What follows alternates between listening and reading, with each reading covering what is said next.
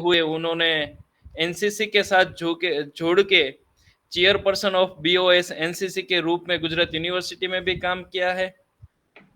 ऐसे उनकी उपलब्धियां को कहने जाएंगे तो बहुत लंबी कतार लग जाएगी, लेकिन संस्कृत के साथ जुड़ते हुए उन्होंने बहुत कुछ संस्कृत के अलावा जितने भी जैसे कोर्स डिजाइन हो, सिलेबस डिजाइन हो, बहुत यूनिवर्सिटी के, इवन जो आईआईटी गांधीनगर है उनका जो मोटो ध्येय वाक्य है वो भी हमारे प्रोफेसर माधवीबेन उपाध्याय के द्वारा दिया हुआ है।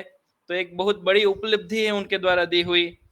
इन्हीं के साथ साथ एनसीसी में एनओ के रूप में वो उनको लेफ्टिनेंट रैंक एनसीसी के द्वारा एनओए के रूप में, एक्चुअली मुझे नहीं पता है, लेकिन बेस्ट एनओ का अवार्ड उनको दिया हुआ है। तो एक संस्कृत के क्षेत्र में जुड़े लोगों को आर्मी से या तो एनसीसी से ऐसी उपलब्धि मिलना बहुत गौरव का विषय होता है। आपको इस बार, आप तो 6 महीने तक तो भाव प्रकाश गुरु जी के पास पढ़े ही थे, इस बार भी जो सेमेस्टर 2 में कोर 8 है जो भाव प्रकाश जी गुरु जी आपको पढ़ाने वाले हैं, उसमें से यूनिट 2 जो पूरा यूनिट बीच वाला पहला और तीसरा यूनिट है वो भाव प्रकाश गुरु जी आपको पढ़ाने वाले हैं, और बीच वाला जो दूसरा यूनिट है वो हम माधवी बहन से पढ़ने वाले, माधवी मैम से ही हम पढ़ेंगे। तो विशेष समय नहीं रहते हुए मैम आपसे मैं विनती करूंगा कि लास्ट 15-20 मिनट तक आप 4 बज गए हैं, 5:40 तक आपका लेक्चर कंटिन्यू करना, बाद में 15-20 मिनट किसी को कुछ पूछना है, डिस्कशन करना है तो उनके लिए आप 20 मिनट लास्ट में किसी को कुछ क्वेश्चन आंसर के लिए रखना। ओके, इधर हिंदी और इंग्लिश में दोनों में चलेगा, आप मिक्स करके ही, क्योंकि गुजराती तो 3-4 ही है, बाकी आउट ऑफ स्टेट से है, इसलिए जी जी, कोई बात नहीं। जो सभी को मेरा जो धारा प्रवाह वक्तव्य है वो गुजराती मातृभाषा है तो उसमें भी बात कर सकते हैं।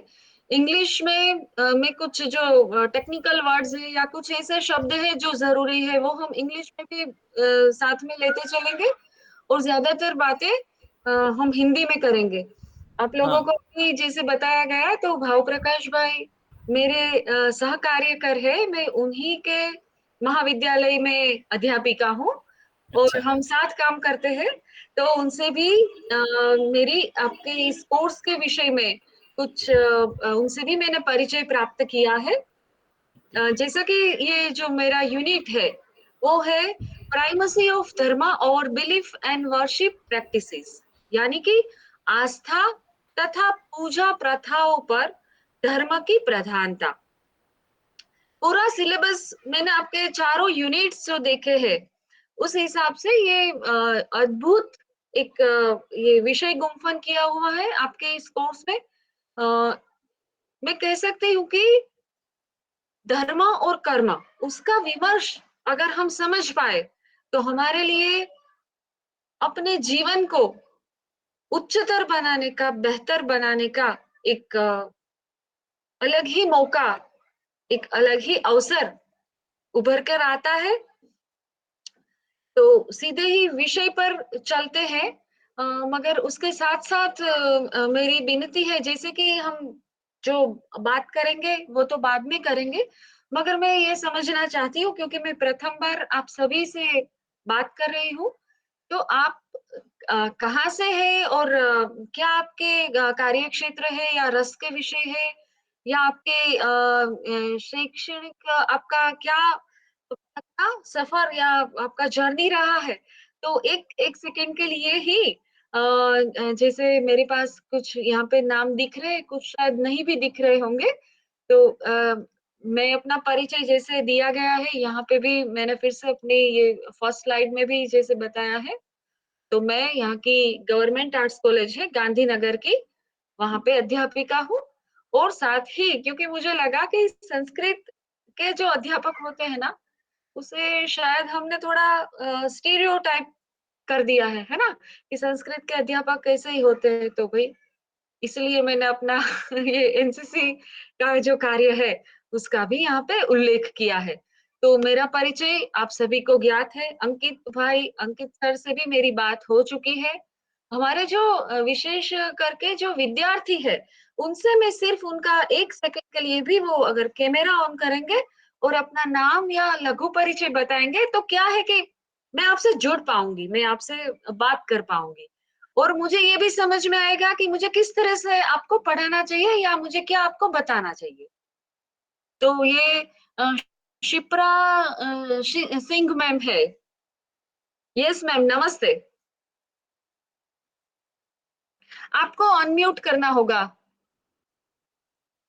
अनम्यूट कीजिए, प्लीज अनम्यूट योरसेल्फ।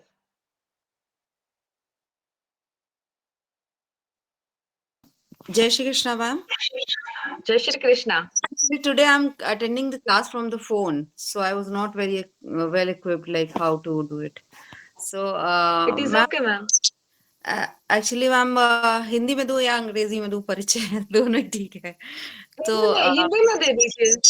अच्छा, सो मैम मैंने 2 मास्टर्स किए हैं। एक मास्टर्स मैंने निफ्ट दिल्ली से किया है फैशन मैनेजमेंट में, और एक मास्टर्स ओके मैंने किया है एक मास्टर्स मैंने जेएनयू से किया है एडवर्टाइजिंग और पीआर में। तो मैंने मार्केटिंग हेड की तरह कई नेशनल इंटरनेशनल ब्रांड्स में जॉब किया है बहुत। उसके जी बाद जी उसके बाद ये 8-10 साल से मैं उपनिषद पढ़ती हूँ अपने गुरुजी के माध्यम से 1 on 1। अरे वाह, तो मैं तो उपनिषद पढ़ती ये हूँ सच और में उपनिषद ही है। हाँ, तो बहुत जो अच्छी बात है। जो मैं पढ़ती हूँ मैंने सीखा, मुझे अच्छा लगा। तो अब जब इतना समझ आ गया थोड़ा थोड़ा, तो मैं उसको फिर पढ़ाने यस, भी करती हूँ। तो ये अब मैं करती हूँ। शिप्रा जी आपको बहुत शुभकामनाएं। थैंक अच्छा यू लगा सर। आपसे बात करके। यस सर, डॉक्टर ए के गणात्रा सर। अच्छा गणात्रा सर, आप तो गुजराती छो। जी सर।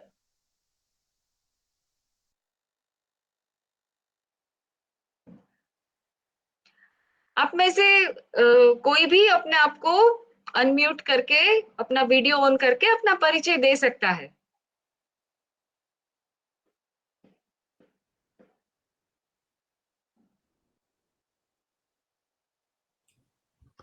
हाँ नमस्ते। नमस्ते मैम, मेरा नाम श्रीजी रानी क्षत्रिय है जी। और मैं अहमदाबाद से ही हूँ। अच्छा। हाँ, और by profession I am an English teacher for the last 20 years। Okay. लेकिन पिछले कुछ समय से मैंने टीचिंग छोड़ दी है, अच्छा, क्योंकि अब इस लाइन में आ गए हैं तो अब यही पढ़ना है। लर्नर और बन गए। हाँ, अब ये टीचर वो वैसे भी प्रोफेशन, लर्नर ही होते हैं। हाँ, teachers are always all time learners. तो यस सर। वो जो भौतिक जिंदगी थी उसको छोड़ने की इच्छा है, और अब इस लाइन में आगे बढ़ने की इच्छा है, तो यहाँ पर कुछ करेंगे आगे जाके। चलिए आपको शुभकामनाएं। जी हाँ जी, धन्यवाद। जी। अभी इसके बाद कौन अपना परिचय देंगे? हाँ मैडम, मैं राजेश सेठ। नमस्ते राजेश सेठ सर। नमस्कार मैडम। मैं रिटायर्ड टूल रूम इंजीनियर हूँ। अच्छा। तो और मैं आजकल ये पढ़ाई शुरू की हुई है। अच्छा, तो धर्म कर्म समझने से ये भी इंजीनियरिंग की तरह ही एक अत्यंत समाजोपयोगी भी है और आत्म कल्याण के लिए भी ये उपयुक्त है। आपने बहुत अच्छा रास्ता लिया है सर। जी, जो नमस्ते। जो बीच में 30 साल के लिए छूट गया था, जी, वही वहीं उसमें से जाना ज़रूरी है। जी जी जी। जी सर। नमस्ते। आभार। नमो नमः। नमो नमः। मेरा फोटो आ रहा है कि नहीं पता नहीं, मुझे नजर नहीं आ जी रहा जी, है। नहीं आप दिख रहे हैं मधु जी, अच्छा, बताइए। Okay okay.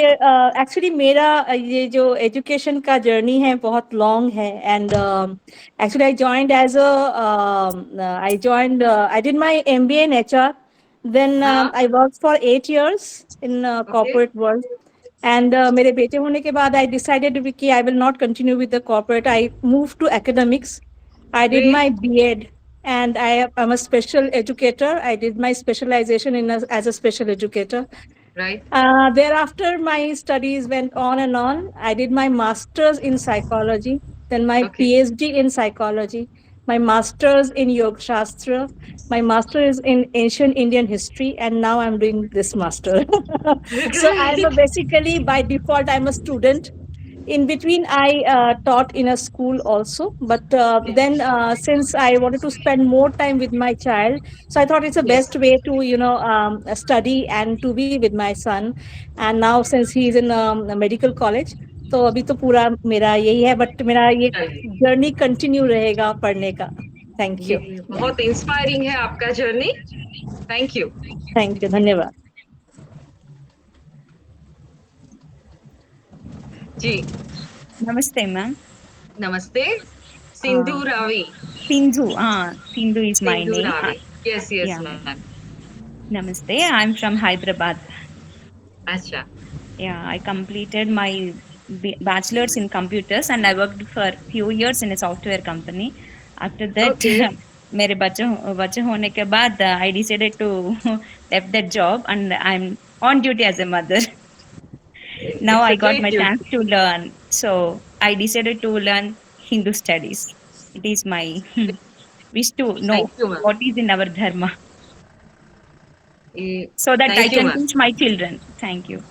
Yes, ये बहुत महत्वपूर्ण बात है ना, कि हम Yeah. जो सीखेंगे उससे Because ही हम अपनी as धरोहर a हम बच्चों को दे पाएंगे. yeah, because as a Hindu, as an Indian, we know so many things, but still I have so many doubts. Yes. If I know through this, maybe I get more knowledge in a structured way. So I decided to. Yes. It is the right way to learn the dharma. Yeah. Great, Thank ma'am. Thank you. Thank you.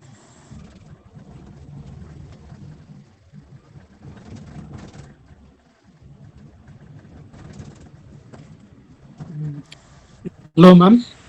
Namaste, sir. Yeah, I'm Satya Prakash, ji, and I'm from Bangalore. जी. मैं IT consultant हूँ यहाँ पे. अच्छा. मेरा बहुत सारा समय मैंने मुंबई और गुजरात पोरबंदर, अच्छा, अच्छा. तो उसके बाद मैं अभी बैंगलोर में आ चुका हूँ. ओके. तो इंटरेस्ट है अपने इंडियन शास्त्र के बारे में, तो उसके लिए ये कोर्स ज्वाइन किया. तो पर्सनली आरण्य का पढ़ रहा हूँ मैं, अच्छा. तो इसके लिए फिर सोचा कि चलो ये भी मास्टर्स भी कर लेते हैं और देखते हैं कि हिंदू स्टडीज में और क्या क्या मैं सीख सकता हूँ. जी, जी. This is about it, ma'am. Thank you. Thank you, sir. Thank you, sir.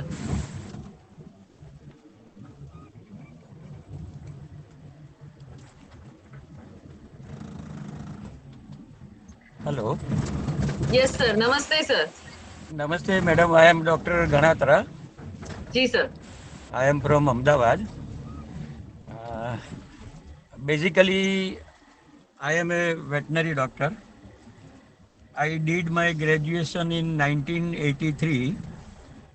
Okay. Served in government of Gujarat for 34 years, and Okay. I retired as a deputy director, class 1 from animal husbandry department. जी, sir. Then during the course of my service, I did my Yes. LLB from Gujarat University in 1997. After Okay. that, I did my MBA from Somlalit Institute of Management, Ahmedabad in the year 2000. And Great, sir.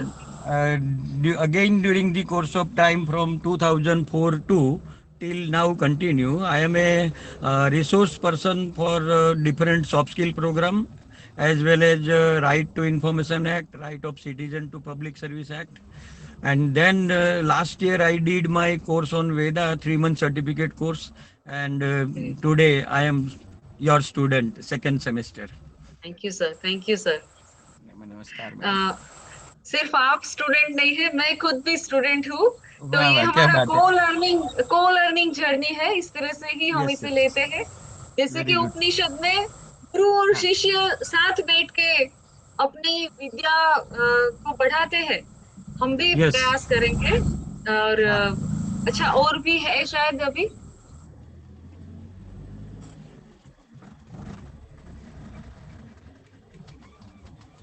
और कोई है जिन्होंने अपना परिचय नहीं दिया है? मुझे लगता है अभी कुछ 2-3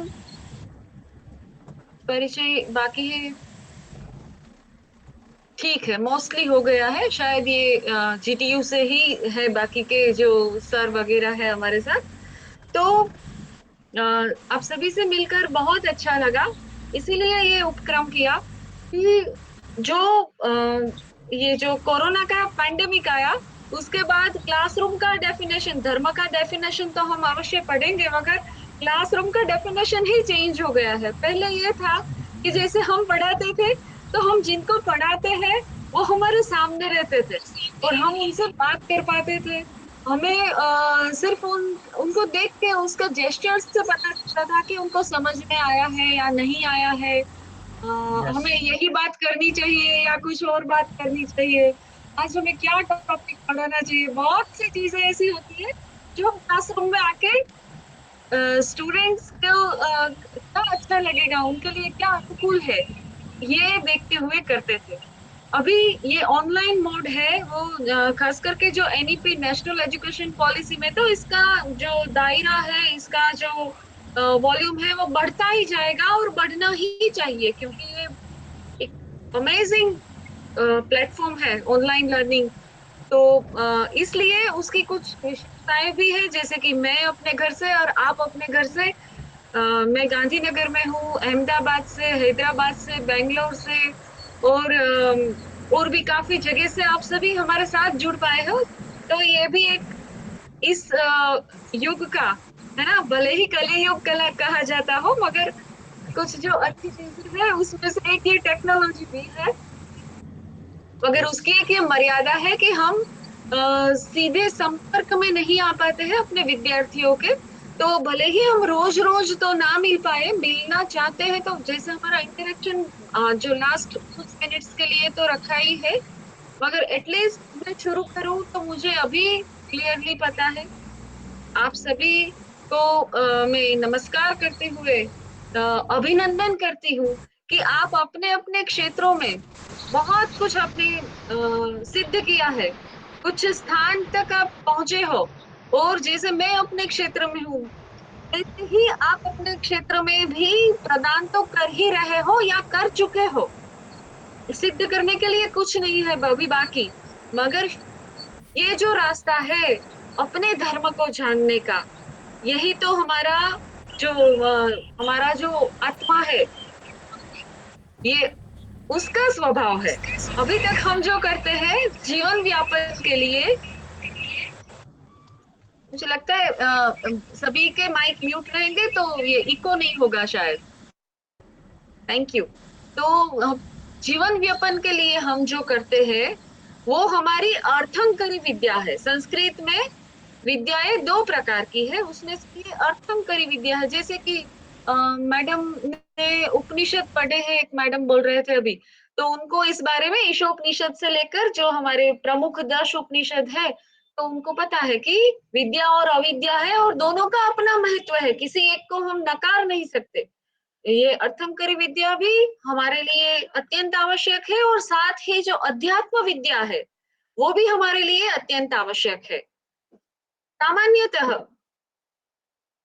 जो अपनी जो प्रारंभिक जो आकांक्षाएं थी वो सभी ने पूरी करते हुए अब अपनी इच्छा से परम तत्व को जानने के लिए, अपने इस जन्म को सफल बनाने के लिए, अपने अपनी इस धरोहर को, ये धर्म हमारी धरोहर भी है, हमारी भूमि की धरोहर है, हमारे पुरखों की धरोहर है, तो उसे अगली पीढ़ी को पहुंचाने के लिए ऐसे विविध और अत्यंत आदर्श माने जा सके ऐसे उद्देश्यों से आप सभी लोग जब इस कोर्स में जुड़े हैं, तो मुझे लगता है कि ये मेरा कर्तव्य रहेगा कि मैं जितना भी अच्छा कर पाऊं, मैं आपकी मदद करूं, मैं आपको मार्गदर्शित करूं, और मैं भी आपके साथ पढूं। ये मेरे लिए भी मैं वेदांत की विद्यार्थिनी रही हूँ, तो धर्म और तत्व ज्ञान मेरे रस के विषय है। दशोपनिषद और ब्रह्म सूत्र, उसका जो शंकर भाष्य है, फिर रामानुज भाष्य है, वल्लभाचार्य जी का भाष्य है, ये सब पढ़ने में भी आया है। और कुछ न कुछ धर्म, क्योंकि संस्कृत जब आप पढ़ते हैं या पढ़ाते हैं तो अनिवार्य रूप से उसमें हमारे धर्म और संस्कृति के संदर्भ रहते ही है। और जैसे कि आप सभी जानते हैं कि हमारा जो धर्म है वो और धर्मों की तरह किसी को हम अच्छा या बुरा नहीं कह रहे हैं, मगर हिंदू धर्म जो है वो, एक मिनट, हाँ मैं स्लाइड चेंज करने की कोशिश कर रही हूँ इसलिए। यस, तो ये हमारी इकाई है। तो हमारा जो धर्म है वो बहुत विशेष है।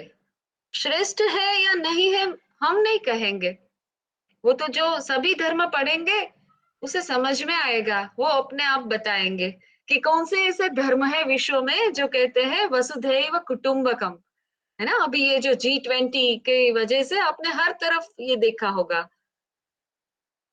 अयम निजः परो वेति गणनाम लघु चेतसानाम उदार चरितानाम तो वसुधैव कुटुंबकम। तो धर्म कभी अकेला नहीं चलता है, धर्म अपने साथ एक संस्कृति लिए चलता है, एक सभ्यता लिए चलता है। तो ये सब बातें जब हम धर्म और कर्म का विमर्श करने के लिए प्रवृत्त हुए हैं तो हमें साथ में समझना होगा, क्योंकि जब हम समझेंगे कि धर्म क्या है और उसके साथ साथ जब हम ये समझेंगे कि कर्म क्या है, तब जाकर हम उसका विमर्श समझ पाएंगे। ये जो द्वितीय इकाई है, ये यहाँ पे ऊपर ही है, मैं कोशिश करूं कि ये फिर से आ जाए। आस्था तथा पूजा प्रथाओं पर धर्म की प्रधानता, ये जो इकाई है उसमें कुछ बातें सिद्धांत के रूप में रखी हुई है, हाइपोथेसिस है। इस तरह से है कि आस्था तथा पूजा प्रथा, देखिए ये धर्म के अविभाज्य अंग है। आस्था के बिना और पूजा प्रथाओं के बिना धर्म का अस्तित्व ही नहीं हो सकता, क्योंकि धारणात् इति धर्मः, जिसे जिसे धारण किया जाता है, दृढ़ धातु से है, जिसे धारण किया जाता है वही धर्म है। तो धर्म कैसा है? जिसे धारण किया गया है। तो धर्म को धारण करना क्या होता है? तो धर्म को धारण करना अर्थात उस धर्म के साथ जुड़े हुए जो कुछ नियम है, जो कुछ पूजा पद्धतियां है, जो कुछ आस्था के मूलभूत तत्व है, उसे स्वीकार करना तथा उसे अपने जीवन का भाग बनाना। तब जाकर हम कह सकते हैं कि हमारा यह धर्म है। यह बात सिर्फ अपने धर्म के लिए नहीं, विश्व के किसी भी धर्म के लिए ये लागू है। ऐसे ही हम धर्म के विषय में समझे तो फिर हम धर्म और कर्म का विमर्श कर पाएंगे। मैं चाहती थी कि आपको मैं पावर पॉइंट में ही सारा मटेरियल कर पाऊं, मगर मेरा आज ही प्रभात में भी एक व्याख्यान था और मैं एक साथ 2 व्याख्यान की वजह से कुछ बातें मैं पावर पॉइंट में नहीं डाल पाई हूँ, मगर मेरी कोशिश होगी कि आपको मैं अभी दिखाती हूँ, ज्यादा दिक्कत नहीं होगी।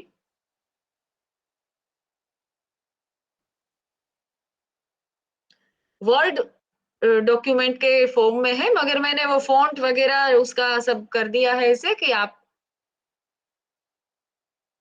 समझ पाएंगे। फिर थोड़ा मुझे अवकाश मिले तो मैं इसकी एक कंटिन्यूअस प्रेजेंटेशन बना के एक ही में सारा आ जाए, इस तरह से आपको शेयर कर दूंगी। तो धर्म की परिभाषा समझनी जरूरी है जब हम धर्म और कर्म का विमर्श समझने की कोशिश करें। धर्म की परिभाषा क्या है? तो एक सिंपल सी परिभाषा, धारणातीति धर्मः, ये तो है ही। मगर एक महाभारत की भी एक विख्यात उक्ति है, यतो धर्मः ततो जयः। ये वाक्य भी धर्म के संदर्भ में और धर्म की हमारे जीवन में जो अनिवार्य उसकी अनिवार्यता है, उनका जो स्थान है उसको समझने के लिए भी ये बहुत ही अपेक्षित है। तो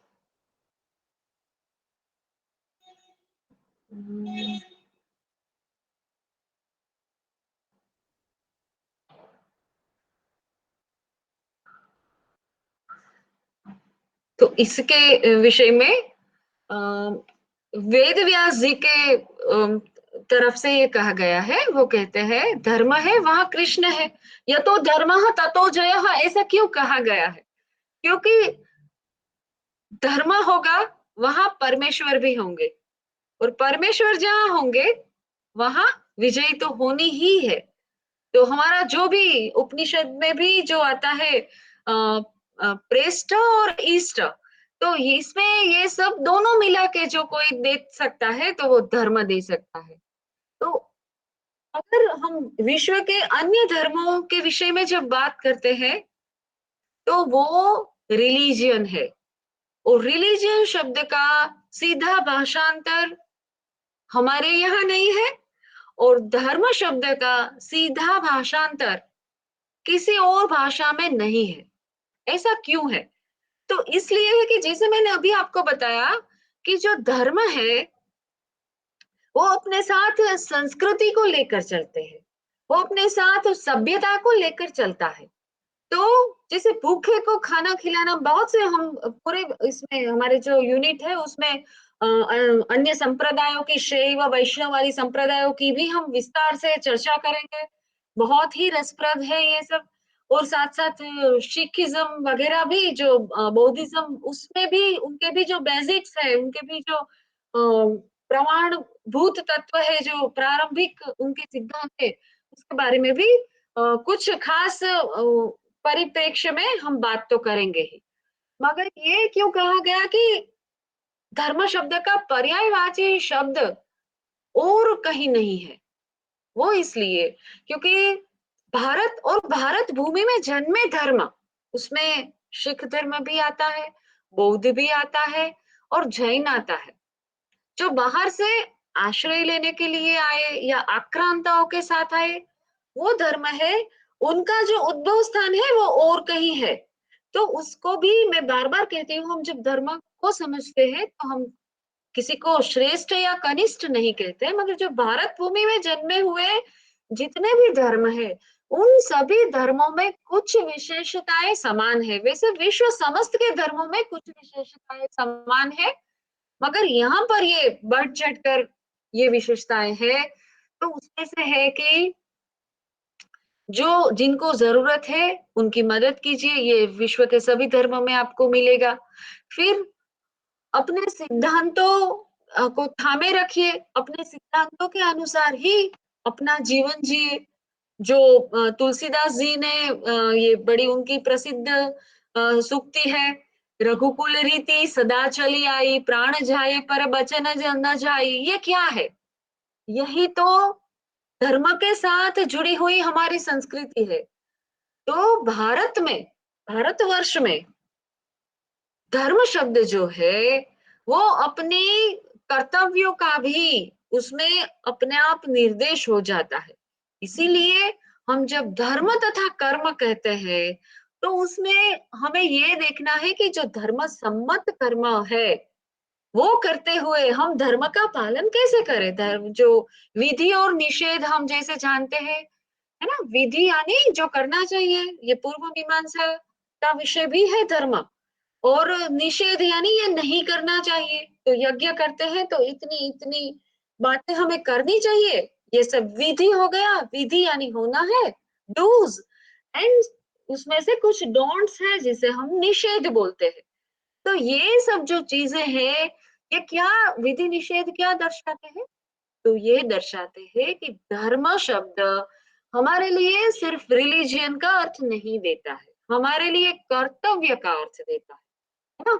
साथ में एक बड़ा इंटरेस्टिंग, ये सब मैं आपके साथ जो शेयर कर रही हूँ, तो मैं वो डिस्क्लेमर या सूचना आपको ये बता रही हूँ कि ये मैंने इंटरनेट से ही लिया है। जो बातें मुझे लगी, मैंने कुछ चयन किया कि इतनी चीजें हमें इस विषय की अगर हम बात करते हैं तो हमें देखनी चाहिए। तो इसमें भी देखिए ये है कि सेक्युलर शब्द जो धर्मनिरपेक्ष, ऐसा इसका अर्थ होता ही नहीं है। भारत का संविधान अंग्रेजी में लिखा गया, तो इसीलिए इसमें सेक्युलर का ये धर्मनिरपेक्ष अर्थ कर दिया। असांप्रदायिक कह सकते हैं, संप्रदायों से मुक्त। संप्रदाय और धर्म में भी बहुत तफावत है। तो धर्म में निरपेक्ष नहीं होना चाहिए था, मगर हो गया।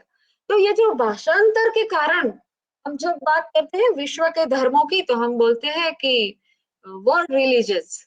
तो ये रिलीजन बाकी के जो है वो अलग है, और हमारा जो धर्म है वो कितना अलग है वो हम जैसे जैसे देखेंगे। मैं कहती हूँ इसलिए मान लीजिए अलग है, ऐसा नहीं है।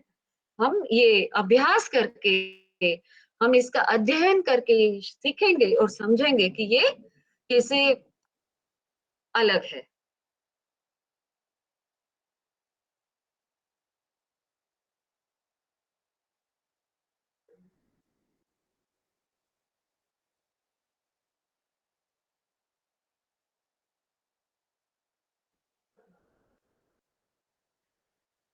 देखिए, धर्म शब्द का जहाँ पे प्रयोग हुआ हो, इसी एक ऋग्वेद की ऋचा आपके साथ मैं शेयर कर रही हूँ।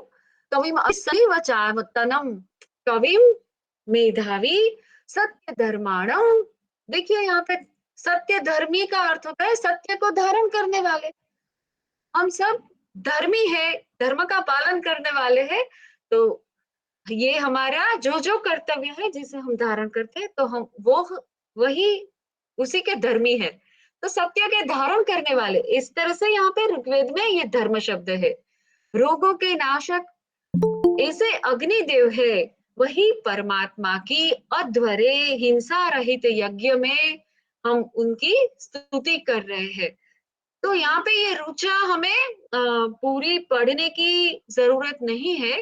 हालांकि मैंने सिर्फ आपको ये मैं प्रमाण दे सकूं कि धर्म शब्द कितना प्राचीन है, इसलिए ये ऋग्वेद से लिया है, क्योंकि ऋग्वेद अत्यंत प्राचीन है।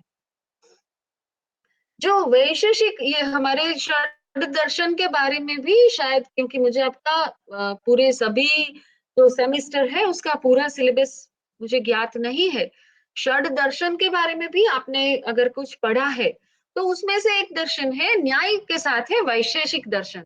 ये वैशेषिक दर्शन है, उसमें धर्म की एक व्याख्या दी गई है।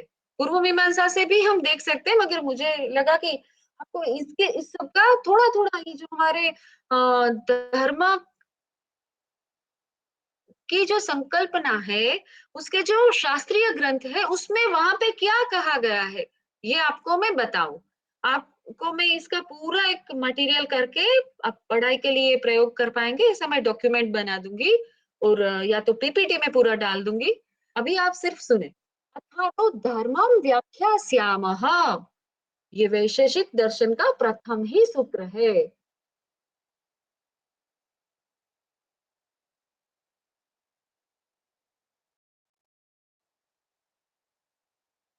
बस हम यही सूत्र देखते हैं। तो यहाँ पे भी हम अभी धर्म की व्याख्या करेंगे, इतना कहा गया है। तो मैंने अभी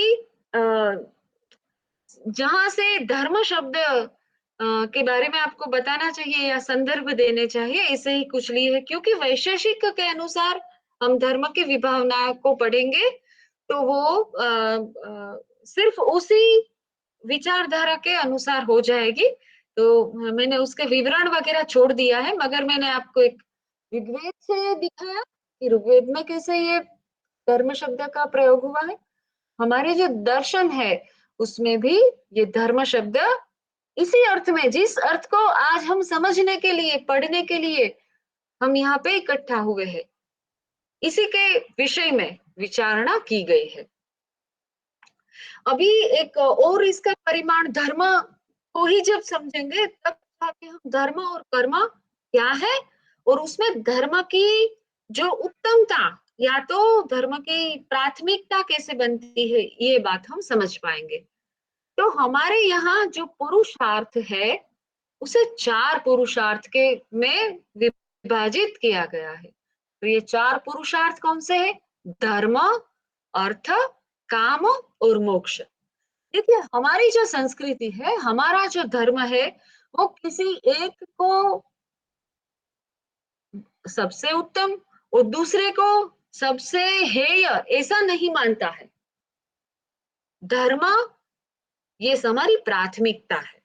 हमारे धर्म की जो ये 4 पुरुषार्थ है, पुरुष अर्थ, पुरुष को जो अर्थ यानी प्राप्त करना चाहिए, पुरुषार्थ यानी पुरुष को जो परिश्रम करके भी प्राप्त करना चाहिए उसे पुरुषार्थ कहते हैं।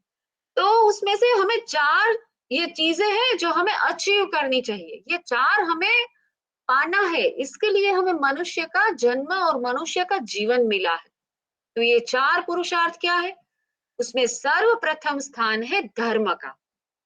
तो सबसे पहले हमें धर्म को तो पाना ही है।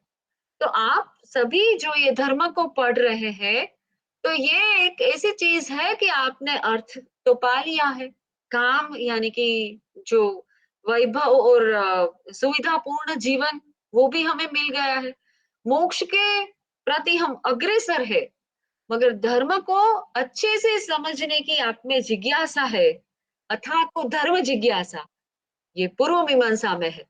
तो ये जिज्ञासा आप में है, तो ये पुरुषार्थ जो है वो हमारे मानव जीवन का, क्योंकि मानव जीवन हमारी संस्कृति, हमारा धर्म ये मानता है और उसे ये जीव विज्ञान भी प्रमाण देता है कि सच में इतनी सारी स्पीसीज है ना।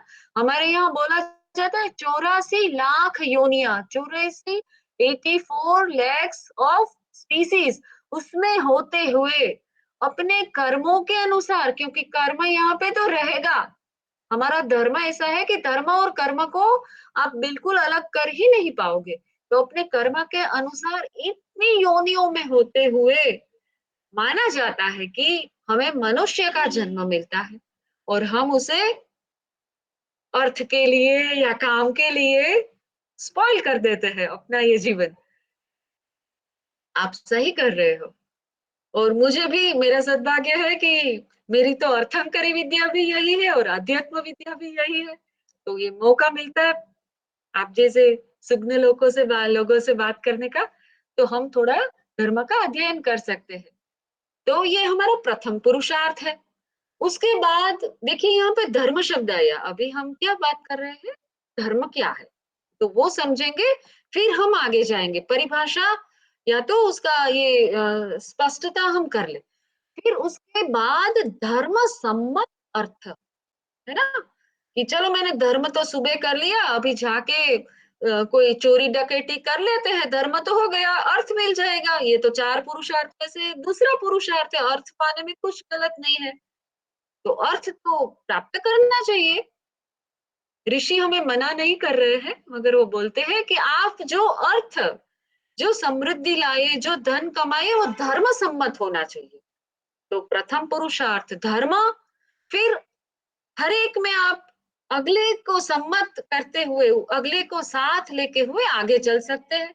तो धर्म सम्मत अर्थ और अर्थ सम्मत आपकी जो हम क्या बोलते हैं, आपकी जो क्षमता है उसी के अनुसार अगर आप कामना रखेंगे तो आपका जीवन सरल बना रहेगा।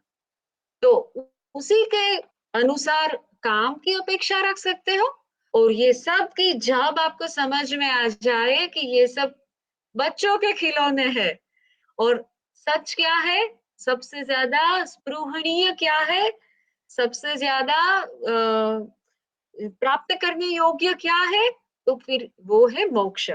तो इसमें धर्म सबका ये जैसे आप बोलेंगे ये उसका बेस है, मगर ये सबसे नीचे नहीं है। कोई ये ना सोचे कि धर्म से अच्छा अर्थ, अर्थ से अच्छा काम और फिर मोक्ष, ऐसा नहीं है। धर्म तो सबसे महत्वपूर्ण है, अर्थ और काम ये हमारे जो मनुष्य जीवन मिला है, तो सभी के सभी को सीधा धर्म और मोक्ष का मार्ग का चयन नहीं करेंगे, इसलिए ये दो उसमें स्टेशन आ गए, है ना। मगर ये जो हमारी ट्रेन चली है वो धर्म की ट्रेन है, कहाँ जाएगी? मोक्ष तक जाएगी। तो इस तरह से समझा जाए इसे। तो हम चतुर्विध हमारे जो जीवन के पुरुषार्थ है, उसके अनुसार उसमें सबसे प्रथम जो शब्द है, जो प्रथम पुरुषार्थ है, वो धर्म है।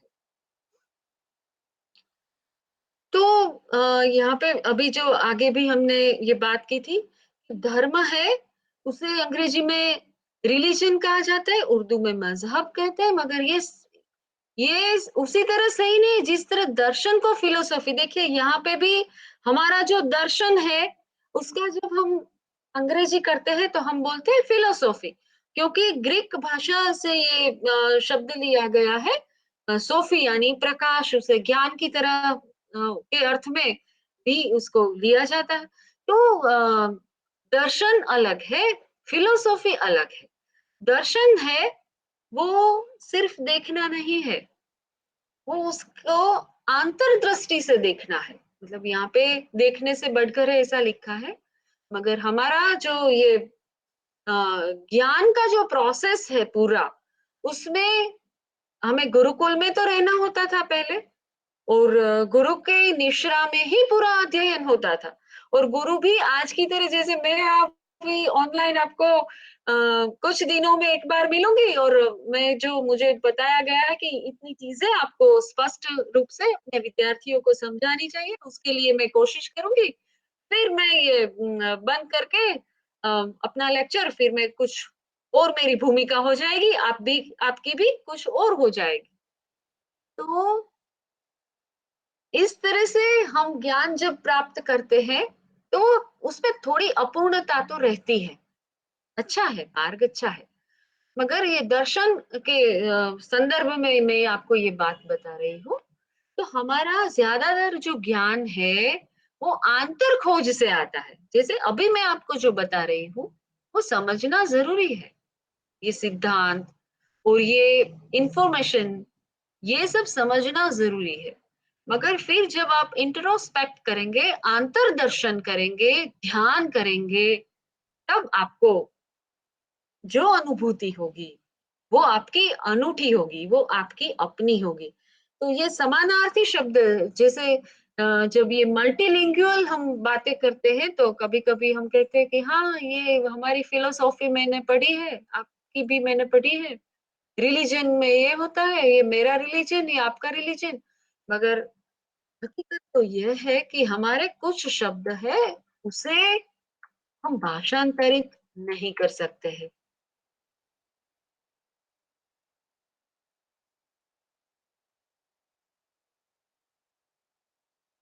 फिर एक धर्म की और एक डेफिनेशन है, यह तो अभ्युदय निःश्रेयस सिद्धि ही सधर्म। धर्म क्या है? तो धर्म वह अनुशासित जीवन क्रम है जिसमें लौकिक उन्नति, मैंने जैसे उपनिषदों का बताया, द्वे विद्ये वेदितव्या विद्याश्च विद्याश्चैव इत्यादि, जो हमने ईशोपनिषद में और बहुत से उपनिषद में विद्या अविद्या की बात आती ही है। तो ये इन दोनों की प्राप्ति, देखिए हमारी ही संस्कृति, हमारा ही धर्म ऐसा है जिसमें लेश मात्र भी दंभ, हिपोक्रेसी नहीं है। हम अर्थ कम को भी बुरा नहीं कहते हैं, हम काम को भी बुरा नहीं कहते हैं, हम अच्छा जीवन व्यापन करने के लिए अच्छी विद्याओं को प्राप्त करने को भी बुरा नहीं कहते हैं, क्योंकि समाज को सभी की जरूरत है। हर क्षेत्र में अपने खास जो विद्या शाखाएं होती है, उसमें अगर जो ज्ञानी हो ऐसे लोग होंगे तो इससे समाज का भी कल्याण होगा, और यही विद्या हमारे लिए अविद्या होते हुए भी हमारा जीवन निर्वाह, हमारे परिवार की सुख सुविधाएं उपलब्ध कराता है। तो हमारा धर्म कभी यह नहीं कहता कि बस ये सब छोड़ो और सिर्फ विद्या की प्राप्ति के लिए आप कोशिश करो, अविद्या के लिए ना करो। हमारा धर्म ये भी नहीं कहता है कि आप सिर्फ ब्रह्मचार्य आश्रम, ये जिससे मैंने ये 4 पुरुषार्थ बताए, हमारे 4 आश्रम भी है। तो ब्रह्मचार्य आश्रम है 25 सालों का, 100 साल की मानव आयु को मानते हुए।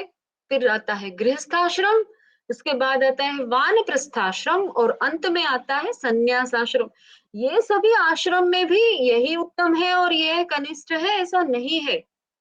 हमारा धर्म सभी को समान स्थान, समान मान देता है। यह हमारा ये दुर्भाग्य है कि हम नहीं समझ पाते हैं, तो किसी को उच्चतर और किसी को निकृष्ट मानकर चलते हैं, मगर ऐसा कहीं नहीं लिखा है। तो जैसे कि ब्रह्मचारी आश्रम है, वानप्रस्थाश्रम है और संन्यास आश्रम है।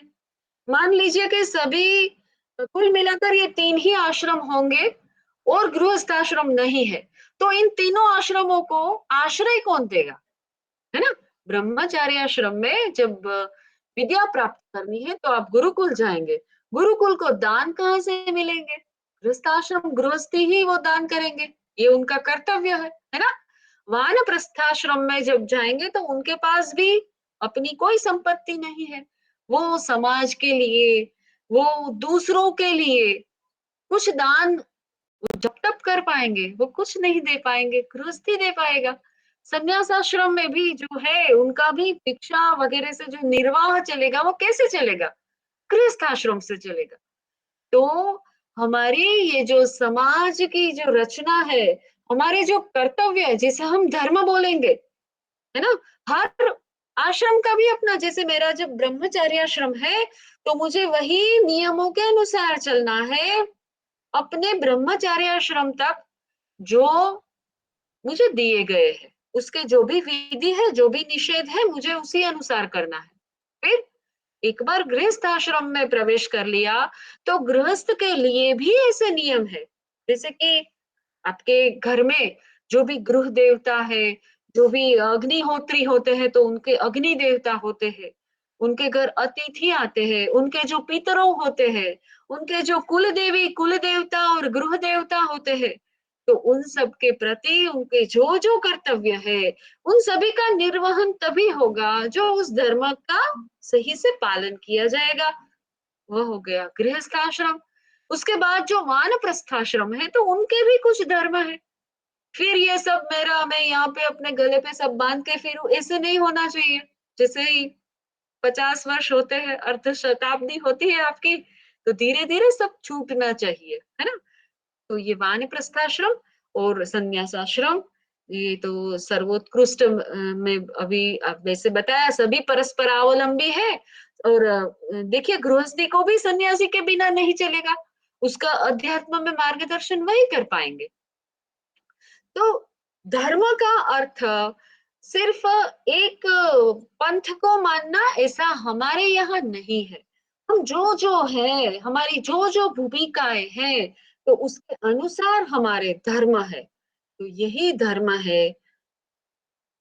और अभी उसका शाब्दिक अर्थ के बारे में थोड़ी बात कर ले। तो धर्म ये एक संस्कृत शब्द है। कोशिश करूं कि आपको मैं बात करूं, वो डिस्कस करूं, वो पूरा एक साथ दिखे। यस, और उसका बहुत व्यापक अर्थ होता है धर्म। ये इसमें इसकी ये विच्छेद करके दिखाया है। तो इतनी ज्यादा बातों का आपको वो है नहीं। तात्पर्यार्थ यह है कि जिसे धारण किया जा सके वही धर्म है।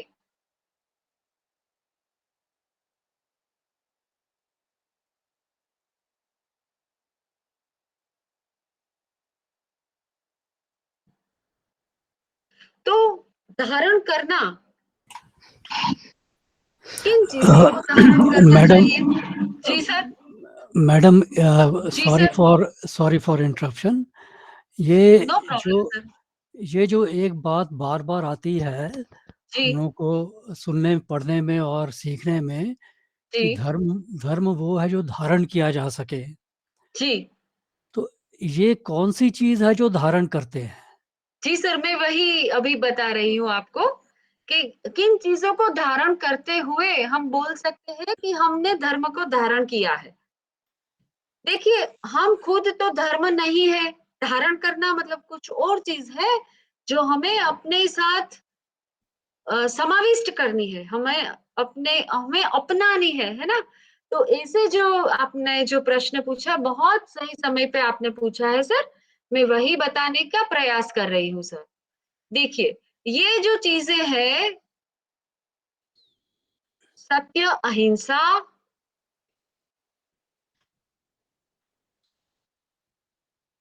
सर मेरी आवाज़ सुनाई दे रही है आपको? जी, जी। जी। सत्य, अहिंसा, अस्तेय, एक ब्रह्मचर्य, ब्रह्मचर्य, अपरिग्रह, अपरिग्रह, शौच, शौच, संतोष, संतोष। तप, स्वाध्याय, क्षमा, ये सब जो है, ये हम इसे धारण करने से हम कहते हैं, जैसे आपके सिलेबस में है, वैष्णव जन तो तेने रे कहिए, जे पीड़ पराई जाने रे, है ना? तो उसमें भी यही सब बातें हैं। तो जो धारण करने योग्य क्या होता है, मैं संक्षेप में आपका जो सीधा प्रश्न है उसका मैं सीधा जवाब देती हूँ। ये सब बातें तो लिखी हुई है, हम पढ़ेंगे। मगर सर मैं ये समझती हूँ कि हम क्या धारण करना पसंद करते हैं जो श्रेष्ठ होता है ना? कोई हमें वस्त्र भी धारण करना है तो हम कैसा वस्त्र पसंद करेंगे? जो स्वच्छ है, सुंदर है, सुशोभित और सुगंधित भी है तो क्या बात है, बढ़िया है ना? तो जो श्रेष्ठ है, वही सब बातें हमारे लिए श्रेष्ठ है। नैतिकता के लिए, मानवता के लिए, जीवन के ऊर्ध्वीकरण के लिए, आध्यात्मिकता के लिए जो श्रेष्ठ है, वही सब हमें धारण करना यही धर्म है। तो और जी, ये सब जो धारण करेंगे, वो हम जी, अपनी निजी प्रकृति के अनुरूप करेंगे। जैसे ज निजी जी, प्रकृति के अनुरूप भी करेंगे और निजी समझ के अनुरूप भी करेंगे। समझ के अनुरूप। जी, क्योंकि ज जैसे जैसे वाल्मीकि जी, जैसे मुझे मुझे ज़्यादा पढ़ना-लिखना अच्छा नहीं लग रहा है, काम करना अच्छा लगता है। तो ये आपका कर्म तो है, वही आपका वो धर्म है। जी, और कइयों को पढ़ना-लिखना अच्छा लगता है, कइयों को अ, बहुत हायर स्टडीज़ करना अच्छा लगता है, बहुत और अच्छी क बात बताई और ज आपने। और ज जैसे डॉक्टर साहब हैं, इनको पढ़ना भी अच्छा लगता है और उसके ऊपर एक्ट करना भी अच्छा लगता है। जी, तो जी, जी। तो उसी प्रकार अब हमारी भगिनी श्री जी रानी जी ने जैसे कहा जी, कि बहुत काम कर लिया, बहुत पढ़ा लिया, लेकिन अब ये सारे काम अपने लिए करने हैं। जी, जी। तो वो समय के सर हिसाब मैं से ही हम बताती हूँ। करेंगे। सर मैं समय बताती हूँ। जी, जी, जी। जी। जी, मुझे आपका प्रश्न बहुत ही अच्छा लगा। सर इसका जवाब हमें श्रीमद् भगवत गीता में मिलेगा। क्या होता है सर, हम सब हमारा जो जीवन है, ये कोई अकस्मात केवल अकस्मात नहीं है कि हम इस जीव की बात करें, उस शरीर की नहीं। हमें क्या कौन-सा शरीर मिलेगा, हमें कैसा जन्म मिलेगा, हमारे सारे जैसे हमारे ज्ञानेंद्रिय सब अच्छे हैं तो हम पढ़ सकते हैं ना, हम बात कर सकते हैं, हम अनुभव कर सकते हैं, हम कहीं जा सकते हैं और हमारी रसना से हम कुछ स्वाद ले सकते हैं, सुगंध ले सकते हैं। कुछ ये नहीं कर पाते। ये आपका प्रश्न जो है ना, उसी के अनुसंधान में मैं बता रही हूँ सर। तो हमारा देखिए हमको ईश्वर ने अपने घर से छोड़ा है कि आप जाओ जरा टहल के घूम के उद्यान में अच्छे-अच्छे पुष्प वगैरह की सुगंध लेते हुए, खेलते हुए, फिर वापिस आ जाओ जैसे माँ इंतज़ार करती है, तो परब्रह्म वही करता है। तो सर हम यहाँ पे आए हैं, हमारा सबका एक पेस है, कोई फास्ट, कोई बच्चा जल्दी-जल्दी दौड़ के पहुँचता है, कोई खेलते हुए पहुँचता है, कोई रेंगते हुए पहुँचता है। सबका अपना और ये कक्षा कहाँ से निर्धारित होती है सर? हमारे कर्म से निर्धारित होती है और हमारी अध्यात्म विद्या से निर्धारित होती है। मैं कहूँ तो शायद आप में से कुछ को हँसी आए, कुछ को नहीं भी आएगी, मगर यह भी अकस्मात नहीं है कि आप ऐसा कोई कोर्स पढ़ रहे हो। ये आप तभी पढ़ रहे हो कि आगे के आपके कुछ अगले जन्मों के कुछ संस्कार है, उसमें आपने जो सीख लिया है, तो आप उससे आगे जा रहे हो। अभी धारण करने के विषय में या सबकी रुचि के विषय में देखिए शिव महिम्न स्तोत्र में क्या है ना? कि सबकी रुचियाँ तो वैविध्यपूर्ण ही है। ज़रूरी नहीं है कि सबकी रुचियाँ समान हो। ज़रूरी नहीं है एक ही हो। जैसे भक्ति मार्ग को जब भगवत गीता पढ़ेंगे तो सबसे बड़ा राजमार्ग बताया है, मगर साथ साथ ज्ञान मार्ग भी है। कुछ लोगों के लिए ज्ञान मार्ग है, कुछ लोगों के लिए कर्म मार्ग है। क्योंकि जैसे अभी मैंने ये हमारे 4 आश्रम के बारे में बताया कि कोई आश्रम छोटा या बड़ा ऐसा नहीं कह सकते, उसी तरह से हम किसी मार्ग को भी छोटा या बड़ा, या ये तो हम बहुत महान है कि हम तो ज्ञान मार्ग के प्रवासी है, हम उपनिषद पढ़ के पर ब्रह्म को समझ लेंगे और शिवोहम हम विलीन हो जाएंगे पर ब्रह्म में, हमारा मोक्ष हो जाएगा, तो हम उत्तम है। ऐसा नहीं है। जो कर्म मार्गी है, जैसे कोई किसान है, वो अपने खेतों में दिन रात मेहनत करके वो एक मेडिटेशन की तरह अपना काम करता है। वो पैसों के लिए भी कभी कभी हम काम क्यों करते हैं? जैसे अभी आप सब पढ़ रहे हो तो आपको ये आकांक्षा नहीं है कि ये पढ़ के मैं कुछ अपना ज्ञान बढ़ा के इससे बहुत पैसे कमा लूंगा, या फिर मैं आप लोगों से जुड़ी हूँ तो मुझे ये नहीं है कि इससे मुझे बहुत बड़ी कुछ आर्थिक प्राप्ति हो जाए, ऐसी कोई लालच नहीं है। हम सब इसलिए मिलते हैं कि हमें अच्छा लगता है, हम इसे अपना धर्म समझते हैं कि भाई जैसे एक मैडम ने बताया कि मुझे अपने बच्चों को ये बताना है, तो ये इसे अपना धर्म समझते हैं इसलिए करते हैं। तो जो किसान होता है वो खेतों में काम करता है, वो अपना धर्म समझता है, इसलिए वो वहां पे है सर। तो इस तरह से देखे तो सबकी अपनी, हमारे यहाँ तो राम भगवान आकर खाना नहीं खाते हैं, शबरी के यहाँ गए और खाया, केवट के यहाँ गए उसे पांव धोने दिए। तो हम ज्यादा कथानकों में अभी नहीं जाएंगे, मगर तात्पर्य ये है कि भगवान उनके भी उतने ही है जितने बड़े से बड़े महर्षि के भी। एक मिनट मैडम, क्योंकि मैंने ये इसलिए पूछा था क्योंकि ये जो जी आपने लिस्ट, जो हमारे कोर्स में आपने जो लिस्ट दिखाई है, सत्य, हाँ अहिंसा, अस्तेय, ब्रह्मचर्य, अपरिग्रह, हाँ इसके बाद ये जो पहली चीज़ें हैं ये तो हो गई हमें समय अनुसार क्या करना है, लेकिन फिर उसके बाद शौच, संतोष, तप वगैरह ये सारे हाँ यम और नियम में आ जाते हैं। जी जी। और तो और उसी उसी के हिसाब से हमारे जो है जिंदगी में, मतलब हाँ ये सारी बातें धर्म की ही हो रही हैं। जी जी तो लेकिन उस धर्म को, जैसे 10 साल का बच्चा है वो उसको कुछ और समझेगा, 15 साल का बच्चा कुछ और समझेगा, 20 साल का बच्चा कुछ और समझेगा, 25 साल का आदमी कुछ और समझेगा, और जी। 30 साल का कुछ और समझेगा। तो ये एक ही होगा ना, यही एक ही व्यक्ति होगा ना, तो वो हर उम्र में तो इसे सर एक एक मैं आपको रोक कर जी एक जी, वेदांत का एक दृष्टांत देती हूँ सर। नहीं नहीं, एक मिनट एक मैडम, एक जी मिनट जी मैडम, मैंने पूरा नहीं किया। जी सर। इसीलिए जीवन के हर एक पक्ष के लिए जी हम लोगों को ये पूजा पाठ के साथ 16 संस्कार का भी बताया गया है जी जी जी। कि मैं उस हिसाब से जैसे हमारी आयु की अवस्था होगी उसी हिसाब से हमारे 16 संस्कार चलेंगे। तो हाँ, हमें ये भी धारणा अतिथि ये धर्म के अंतर्गत आएंगे सर। जी, यही यही चीज़ें हैं जो हमें आगे बढ़ाएंगी जी और हमें सीधे रास्ते पर रखेंगी। सर, अभी मैं आपको एक उदाहरण देती हूँ, वेदांत का उदाहरण है।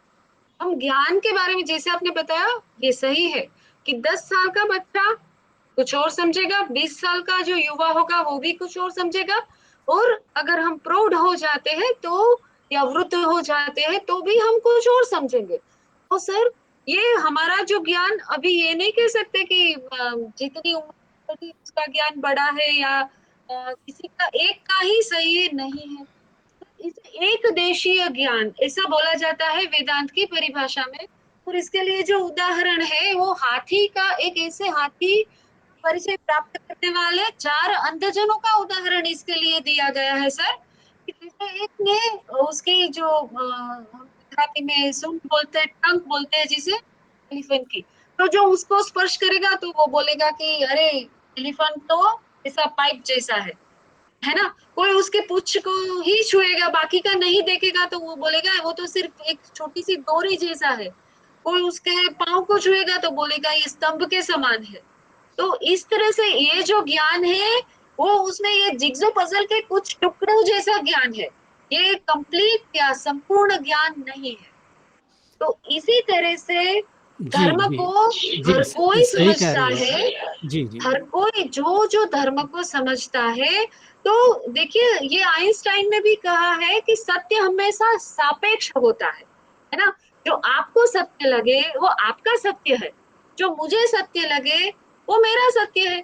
और यही उदारता हमारे धर्म में दी गई है, इसलिए हम सहिष्णु, समस्त विश्व में सबसे ज्यादा सहिष्णुता इसीलिए हम में है सर। तो हमें ये दोनों बातें समझनी जरूरी है। एक तो एक देशीय ज्ञान हममें हुए, क्योंकि हम अभी मोक्ष तक नहीं पहुंचे हैं। कोई कोई भी ऐसा कहे कि मुझ में एक देशीय ज्ञान नहीं है, मेरा मेरा ज्ञान संपूर्ण है, मैं पर ब्रह्म को जानता हूँ। इनफैक्ट उपनिषदों में कहा गया है कि अगर कोई बोले ना कि मैं पर ब्रह्म को जानता हूँ, तो समझ लो वो नहीं जानता है। अगर वो बोले कि मैं तो नहीं जानता हूँ, तभी संभव है कि वो जानता हो। तो ये तो सर ज्ञान की मर्यादा नहीं है। ज्ञान को प्राप्त करने वाले जो हम मानव है, तो हमारे मानव मस्तिष्क की मर्यादा है। जैसे आदि शंकराचार्य है, तो आदि शंकराचार्य ने एक स्तोत्र लिखा है, हस्तामलक करके एक स्तोत्र है ना? तो एक बिल्कुल नहीं बोलने वाला, अबूझ सा, जिनकी वाचा भी नहीं है, ऐसे एक बच्चे को, उसकी माँ को बड़ी चिंता थी कि ये आप किसी आशीर्वाद दे दो, ये ठीक हो जाए। वो तो ब्रह्म ज्ञानी था और उसे शंकराचार्य जी ने आशीर्वाद दिए। ये बड़ी ही प्रसिद्ध कथा है। तात्पर्य अर्थ ये है कि जैसे हस्तामलक, ये भी उसी के वेदांत की परिभाषा का शब्द है। जैसे कुछ ज्ञान ऐसे होता है, जैसे हमारे हाथ में एक आंवले का जो फल है, वो अगर हाथ में रखे और ऐसे हम अपने सामने रख दे, तो वो हम जितना स्पष्ट रूप से देख पाते हैं, उसका स्वरूप जितना स्पष्ट रूप से हम समझ पाते हैं, ऐसा ज्ञान होने से हम बोलते हैं मुझे इस विषय का हस्तामलकवत ज्ञान है। बोल दे कि उसे पर ब्रह्म का या अध्यात्म का परम तत्व के विषय में हस्तामलकवत ज्ञान है, तो या तो वो स्वयं पर ब्रह्म होगा, या तो फिर उसका ज्ञान अभी थोड़ा अधूरा होगा। तो ये आपका जो प्रश्न है वो बिल्कुल उपयुक्त है सर। और उसके लिए हम क्या, उसका भी जो उपाय है, उसका सॉल्यूशन, वो भी श्रीमद् भगवत गीता में है। अर्जुन जब ये शंका व्यक्त करते हैं कि अगर मैं एक ही जन्म में तो पूरा ज्ञान प्राप्त नहीं कर पाऊंगा, एक ही जन्म में तो आप तक नहीं पहुंच जाऊंगा, तो फिर क्या होगा, मेरे ज्ञान का क्या होगा, मेरा क्या होगा? तो उसे वो प्यार से तात, ऐसे जैसे हम गुजरात में बोलते हैं बापा या तो बाबूजी, ऐसे बोलते हैं ना हम अपनी भाषा में, तो वैसे कृष्ण भगवान उसे बोलते हैं तात, मेरे बाप, मेरे प्रिय। इस संदर्भ में, इस अर्थ में वो बोलते हैं कि जैसे धूप होती है और बादल चला जाता है, कहीं लुप्त हो जाता है उस गर्मी में, क्योंकि बादल तो बाष्प से बनते हैं ना, वैसा जो मेरे प्रति जो अग्रसर हुआ है ना, उसका ये हाल कभी नहीं होता है।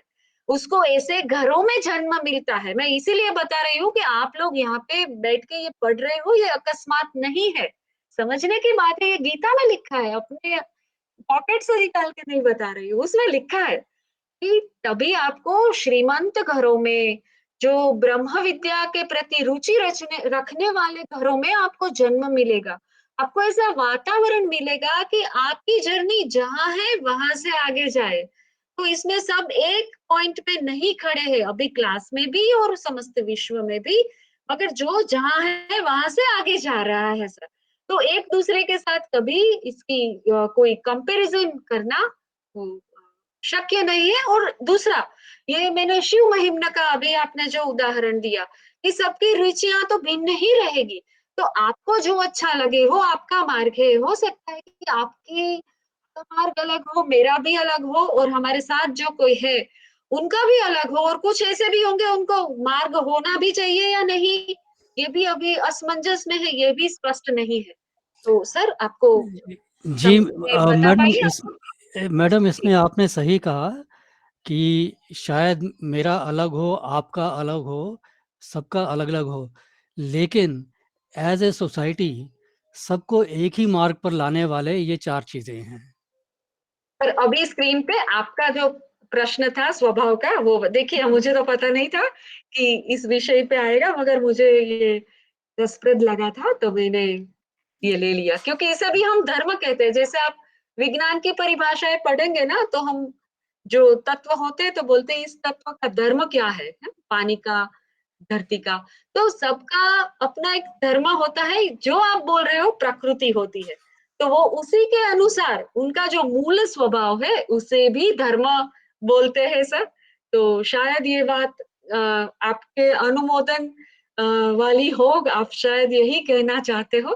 तो सभी जो जीव है, देखिए इसमें है आग का धर्म जलाना है तो वो जलाएगा, धर्म का धर्म है, धरती का धर्म धारण करना है तो वो धारण करेंगे, जन्म देना, जन्म देना ये भी धरती का धर्म है, हवा देना, हवा का भी अपना धर्म है, जीवन देना। इसी तरह हर एक व्यक्ति का अपना ये गुणवाचक शब्द भी है धर्म। तो और सभी देखिए इसका धर्म से स्वभाव कैसे बनता है, ये भी आपको अभी ये प्रवर्तमान विश्व में जो भी आप देख रहे हो, तो देखिए ये परस्परावलंबी है। आप आपका स्वभाव, आपकी प्रकृति अगर सकारात्मक है, शुभ है, तो आप इस हमारे धर्म को आप अपना पाएंगे, धारण कर पाएंगे। कुछ ऐसे धर्म भी है जो उसकी अपनी विचारधाराएं है, तो वो उसी को लेके चलेंगे, उसे आप पता नहीं, सबका अपना अपना एक वो गंतव्य होता है, तो उनका गंतव्य उस मार्ग से जाता हो, रुचि नाम वैविध्यम, इतना ही कह सकते हैं सर। तो यहाँ पे है बिच्छू का धर्म काटना है तो वो काटेगा, मगर हमें तो ऊर्ध्वीकरण करना है बस। तो ये बात भी मेरे साथ है, तो अच्छा हुआ हम इसके ऊपर कुछ स्पष्ट बात कर पाए। तो धर्म जो है वो मूल स्वभाव की खोज है, यह एक रहस्य है, संवेदना है, संवाद है, आत्मा की खोज है। इस तरह से देखिए इसको स्पष्ट रूप से समझने में हम जिन बिंदुओं की चर्चा कर रहे हैं उससे मदद मिलती है सर।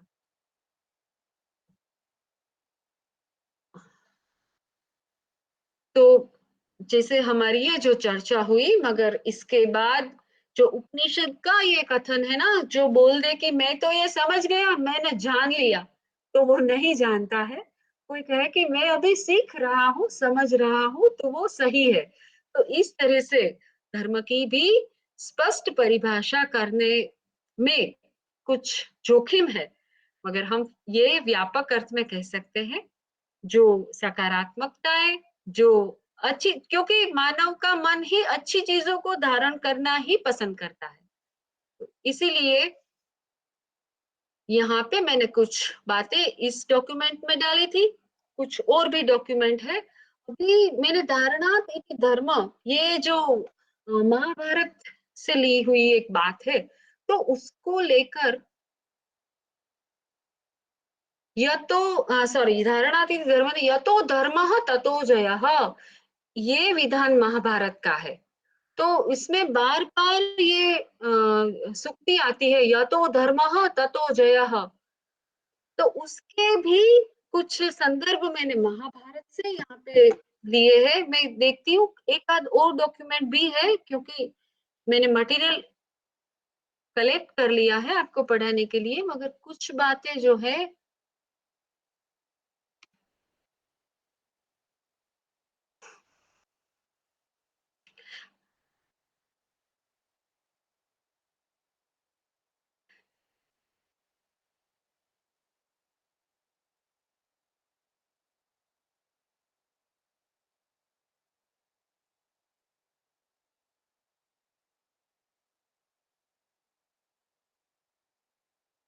देखिए क्या धारण करना चाहिए, उसकी जो बात हो रही थी उसके अनुसंधान में ये जो धर्म के 10 लक्षण हमने अभी देखे वो तो है ही, मगर ये तो होना चाहिए।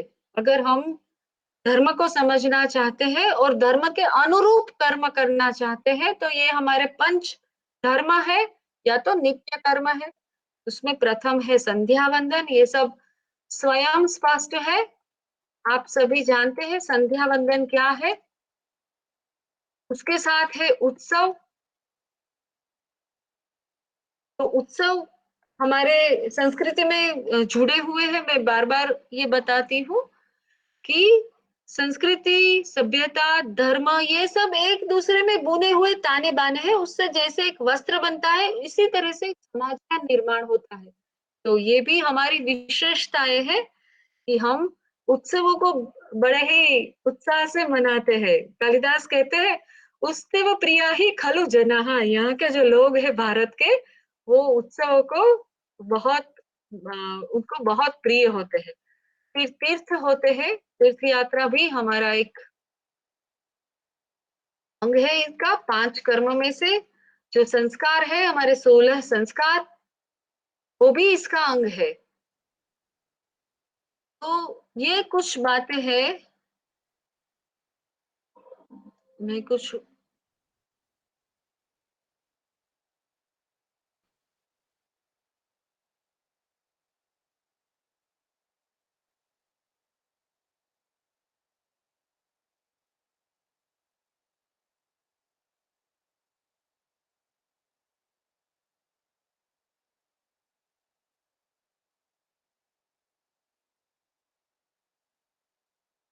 मैं एक और डॉक्यूमेंट आपको शेयर कर रही हूँ आप लोगों के साथ।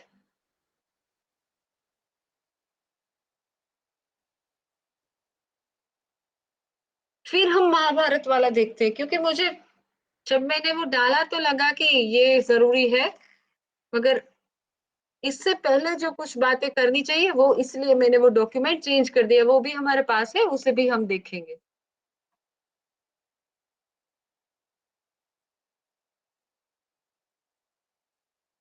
एक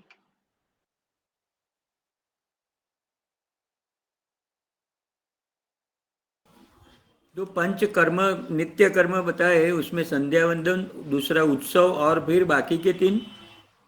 जी, जी। अच्छा वो नहीं दिखे शायद वो बंद हो गया। 1 मिनट सर मैं फिर से करती हूँ। ठीक है, ठीक।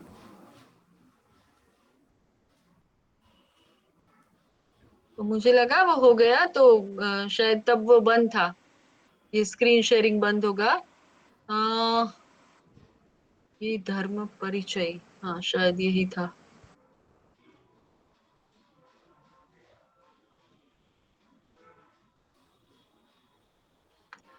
सर हम पहले से एक बार देखते हैं। ठीक है। वो संध्योपासन, उत्सव, तीर्थ, संस्कार और यस, धर्म, व्हाट इज इट, यस। धर्म, यस, धर्म। संस्कार और फिर हाँ, धर्म। हम्म। तो ये कुल मिलाकर ये कुछ ऐसे बातें हैं जिसे हमें धारण करना चाहिए। सर अभी मैं चेंज करूँ? हाँ, ठीक है। जी।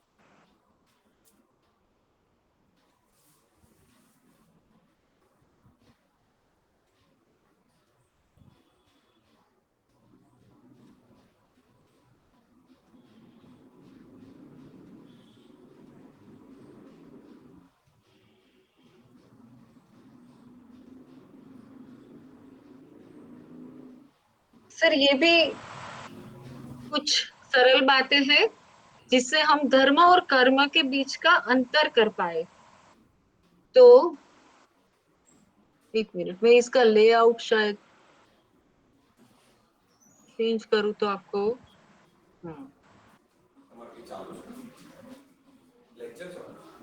क्या मतलब? हाँ।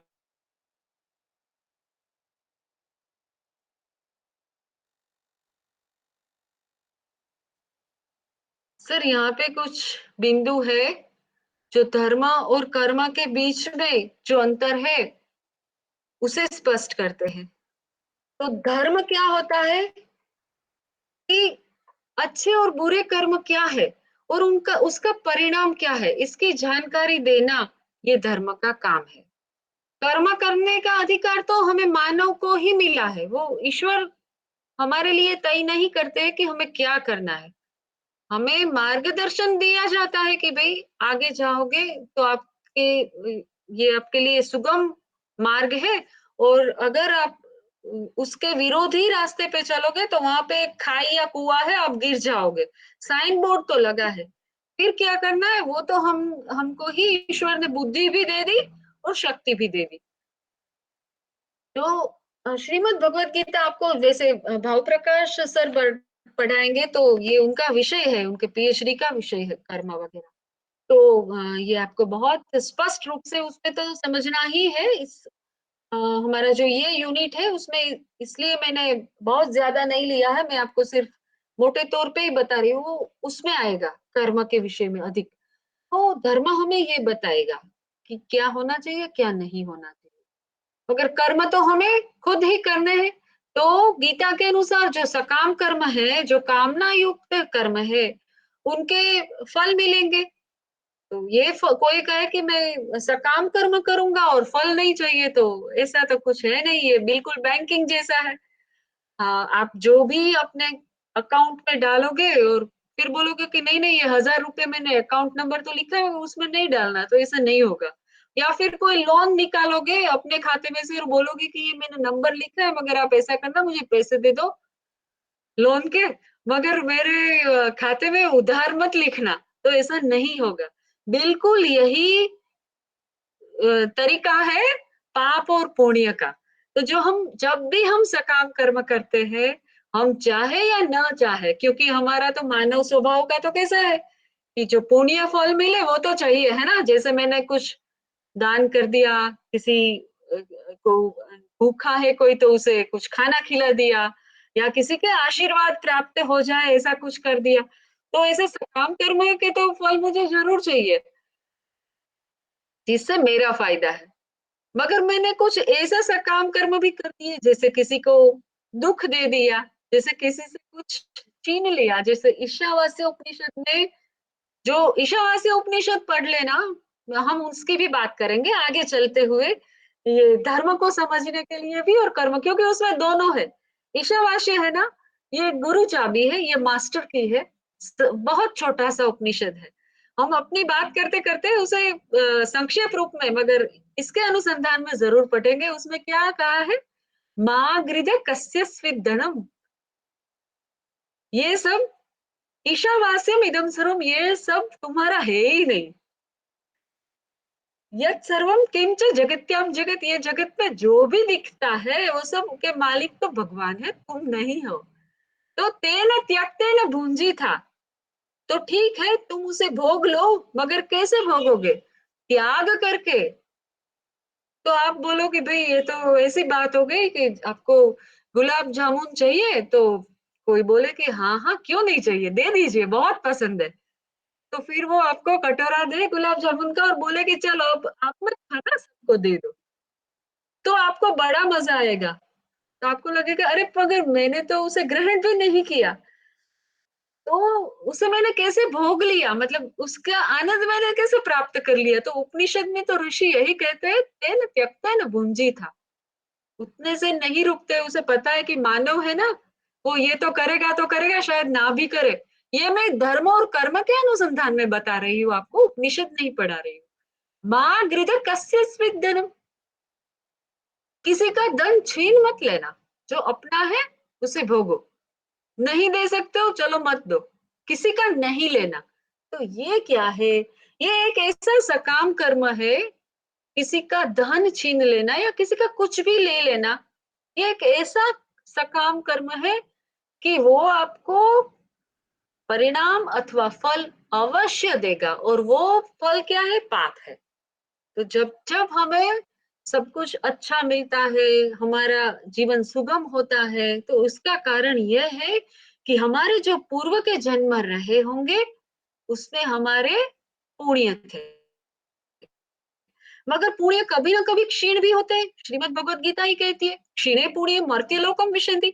स्वर्ग भी 5 स्टार होटल जैसा है, वहां पे मुफ्त में ठहरने नहीं देंगे। जिस क्षण आपके पुण्य समाप्त हुए, आपको मर्त्य लोग भेज देंगे, जाओ कमा के लाओ, है ना। यहाँ पे हम कमाने के लिए आए हैं, क्या कमाने के लिए आए हैं, सत्कर्म कमाने के लिए आए हैं। मोक्ष के प्रति अपना रास्ता हम जितना काट सके उतना काटने के लिए आए हैं। तो ये पाप और पुण्य ये सकाम कर्म के फल है। तो इस विषय में मैं इसलिए बार-बार कहती हूँ कि मुझे ये आपको कर्म और कर्म फल नहीं पढ़ाना है, मगर फिर भी धर्म कैसे हमें गाइड करता है, धर्म कैसे हमें रोक लेता है बुरे कर्म करने से, तो ये उसका सबसे बड़ा जो महत्व है या हमारी जो आवश्यकता है धर्म पढ़ने की, क्यों धर्म पढ़ना चाहिए? क्योंकि जो धर्म पढ़ लेता है ना, वो जो लोग बेझिझक गलत करते हैं, तो धर्म पढ़ने वाला वो 2 बार सोचेगा कि नहीं-नहीं मुझे ऐसा करना नहीं चाहिए क्योंकि मुझे पता है सकाम कर्म क्या है और इससे मुझे क्या प्राप्त होगा। तो धर्म पढ़ने से ये फ़ायदा है। निष्काम कर्म है, उसकी तो बात ही कुछ और है, मगर हम और आप निष्काम कर्म कर पाए, इसी प्रभु हमें अ, हमारा मार्गदर्शन करे, हम भी करेंगे, क्यों नहीं करेंगे? मगर अभी हमारी शायद ये योग्यता हमें पानी बाकी है, बहुतों की बाकी है, कुछ भी हो, अभी भी आप में से भी कुछ भी हो, मगर फिर भी। तो कृष्ण भगवान देखिए जो निष्काम कर्म का सबसे बड़ा उदाहरण क्या है? कृष्ण भगवान है। कैसे? तो उन्होंने तो गाय भी चराई, उन्होंने तो रण छोड़ के भी भागे, रणछोड़ बोलते हैं यहाँ पे गुजरात में। उन्होंने तो बहुत सी लीलाएँ भी की और फिर भी उसे योगेश्वर कहा जाता है। क्यों? क्योंकि उनके जितने भी कर्म थे, वो कैसे थे? निष्काम थे। तो हमें निष्काम कर्म करने की प्रेरणा देखिए निष्काम कर्म को हम जब जानेंगे तब करेंगे ना, तो निष्काम कर्म को कैसे जानेंगे? हम धर्म को समझेंगे तब जानेंगे। तो उसकी भी एक कथा के साथ ही अपनी बात मैं पूर्ण करूँगी और फिर शीघ्रता से एक बार ये महाभारत में क्योंकि मुझे लगता है कि उसमें आपको ये बार-बार ये सुक्तियाँ कहाँ पे है ये कोई इतने इंटरेस्टिंग नहीं लगेगा। तो इससे अच्छा है मैं आपको एक कृष्ण भगवान की एक कर्म के विषय में है ये कथा कह दूँ। तो हुआ ऐसा कि ये द्वारिका में कृष्ण भगवान का स्वर्ण का महल और उसके सामने बिल्कुल गोमती नदी आप कहीं वहाँ पे यात्रा के लिए गए हैं तो आपको पता होगा गोमती नदी बहती है। उसके उस पार दुर्वासा मुनि पधारे हैं और उनके भोजन का समय हो गया था और रानियों को उनके लिए फलाहार वगैरह लेकर और ये नदी को पार करते हुए जाना था। मगर उस दिन नदी में प्रवाह बहुत ज़्यादा था। तो ये तो गई नदी तक और देखा कि दुर्वासा जी नाराज़ हो जाएँगे, अभी तक उनको उनका भोजन हमें दे देना चाहिए था। तो मगर हम ये नदी को क्रॉस नहीं कर पा रहे, वो वापस गए कृष्ण भगवान को बताई अपनी तकलीफ। उन्होंने कहा कितनी रानियाँ गई, कितनी रानियाँ जा रही थी? 16,000 सभी के सभी जा रहे थे उनके दर्शन के लिए, उनके लिए फलाहार वगैरह लेके। कि आप नदी को बोलना कि अगर कृष्ण सदा ब्रह्मचारी है, तो गोमती नदी उन्हें मार्ग दे दे। तो रानियाँ हँसने लगी कि आप ऐसा हमें बता रहे हो, किसी और को बताते क शायद मान लेते। तो कृष्ण ने कहा आप जाओ, देखिए निष्काम कर्म कैसे होते हैं।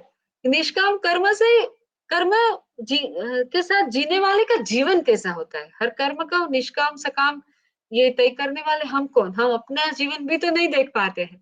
तो कृष्ण भगवान ने कहा, रानियों ने कहा कि चलो ठीक है, बोल अभी यही करके देखते हैं।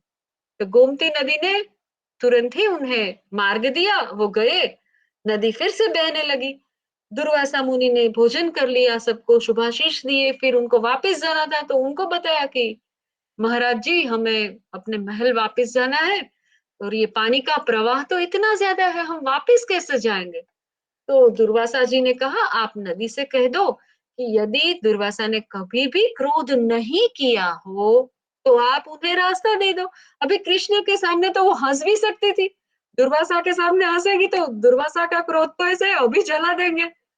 तो रानियाँ तो सहम गई कि अभी कुछ हँसना भी नहीं है। इन्होंने जो बोला वो भी बोल के देखते हैं। नदी ने मार्ग दे दिया। फिर कृष्ण से रहस्य पूछा। तो कृष्ण जी ने बताया क्योंकि हम शरीर और आत्मा को अलग देखते हैं। इसीलिए क्योंकि कृष्ण परमात्मा के स्वरूप में सदा ब्रह्मचारी है। जो दुर्वासा मुनि, जैसे अभी हमारे राजेश सर ने शायद बात की थी ना सर, ये स्वभाव की बात की थी, है ना? तो ये जो स्वभाव है, प्रकृति है, वो तो इस जन्म और इस जन्म के साथ मिले हुए शरीर के साथ जुड़ी है। तो दुर्वासा जी का भी जो कोप है, वो कोप इस शरीर और इस शरीर की प्रकृति का है।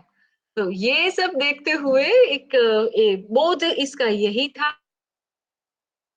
कि जो सकाम कर्म है वही फल देते हैं, जो निष्काम कर्म है फल नहीं देते हैं।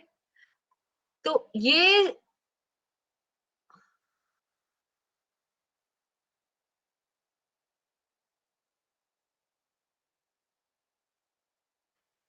हमारा आज का ये प्रथम व्याख्यान था, जिसमें हमने हमारी जो द्वितीय इकाई है, उसका आस्था तथा पूजा प्रथाओं पर धर्म की प्रधानता, इस विषय की हमने एक प्राथमिक चर्चा की। अभी हम धर्म के बारे में थोड़ी चर्चा की, अभी हम आगे आस्था तथा पूजा प्रथाओं के बारे में भी विचारणा करेंगे, और इसी अनुसार हमारे यूनिट्स में जो जो बातें, जो जो बिंदुएं समाविष्ट है, जैसे कि मैं वही शेयर करती हूँ, हम आगे क्या क्या देखने वाले हैं।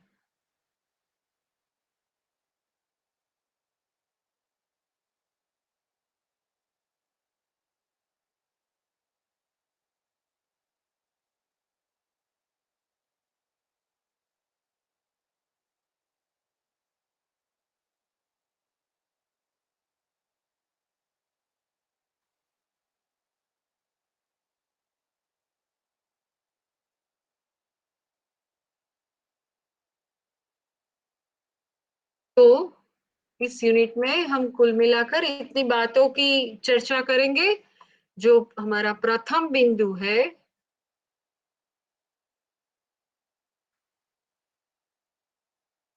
वो विश्वास भी कह सकते हैं, आस्था भी कह सकते हैं। आस्था और पूजा प्रथाओं पर धर्म की प्रधानता, ये सब धर्म का भाग है, मगर स्वयं धर्म नहीं है। इनसे प्रधान जो है वो धर्म है। फिर हम बात करेंगे, देखिए जितने भी ये संप्रदाय और जितनी भी ये परंपराएं हैं, मान्यताएं या तो फिर पंथ है, उसके अनुसार, जैसे वैष्णव पंथ के अनुसार किसे अच्छा वैष्णव माना जाएगा, शैव किसे अच्छा माना जाएगा, किसे अच्छा सिख, अच्छा बौद्ध माना जाएगा। ये सब जो लक्षण है, ये धर्म के पालन के लक्षण है। ये धर्म के साथ और कर्म के साथ, दोनों के साथ इनकी ये जुड़ी हुई है।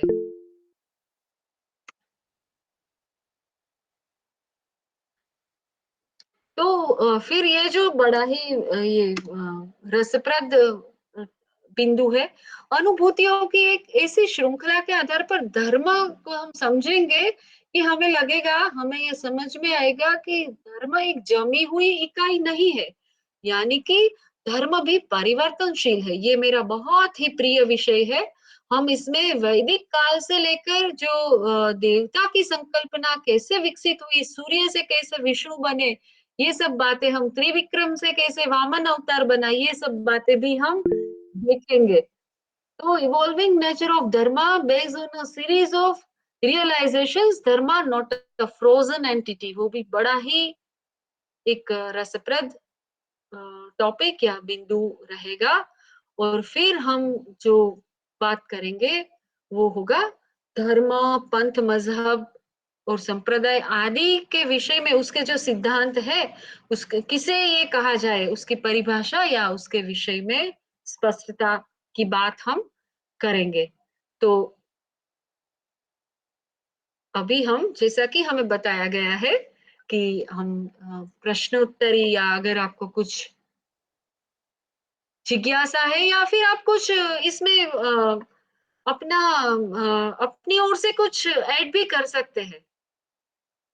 आप कुछ बताना चाहे तो भी बता सकते हैं। मैम बहुत-बहुत धन्यवाद। आपका बहुत ही अच्छा सेशन रहा। मैम मेरा जो थोड़ा बहुत जो थोड़ा बहुत मैंने पढ़ा है उसमें मैं एक चीज़ इसमें जोड़ना चाहूँगी, जो कि मुझे लगता है मतलब बहुत इम्पोर्टेंट है। जब भी हम धर्म के यस बारे में पढ़ते या बोलते हैं, तो जी इसमें ना धर्म जैसे हमें आचरण कैसा करना चाहिए तो हम रामायण से सीखते हैं बहुत अच्छी तरह से। जी जी लेकिन जी महाभारत की जो ब्यूटी है वो यही है कि उसमें ग्रे शेड्स बड़े अच्छे से डिफाइन किए गए हैं। जैसे कि यस यस जैसे कि सत्य बोलना ये धर्म है, लेकिन हाँ कभी-कभी किसी-किसी परिस्थिति में वो सत्य ना बोलकर आप असत्य बोल करके भी धर्म का पालन कर सकते हैं। तो जैसे ये बात जैसे बहुत उसे कहा इम्पोर्टेंट गया है आपद धर्म है ना, ये आपकी हाँ, बात, ये बिल्कुल आपने सही बताया। तो अभी मैंने महाभारत का मैंने बताया ना, अभी मेरे पास है। अगर मुझे लगा कि जतो धर्म ततो जयः करके एक ही मैंने टाइटल देके कुछ स्लाइड्स बनाई है महाभारत के कुछ प्रसंगों की। अगर मुझे लगा कि अभी के लिए उसकी जरूरत नहीं है, तो हम महाभारत रामायण आदि के अनुसार भी, और ये जो आप बता रहे हो इसे मैं स्वीकार करती हूँ, ये जरूर इसका भी महत्व है। तो वहां तक अभी हम पहुंचे नहीं है, पर फिर भी आपकी बात सही है। उसे आपद धर्म कहा जाता है कि जी मैम। आपत्ति में है तो आपको उसके जो धर्म है वो विशेष है, आपके जो रोज के धर्म है वो भी विशेष है। जी जी, जी, जी। धन्यवाद Shipra ji. Thank you ma'am, thank you.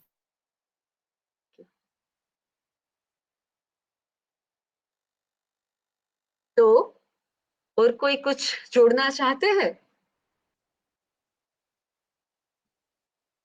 नहीं तो हम अगले व्याख्यान में जब भी मुझे सूचित किया जाएगा तो मैं आपसे फिर से मिलूंगी।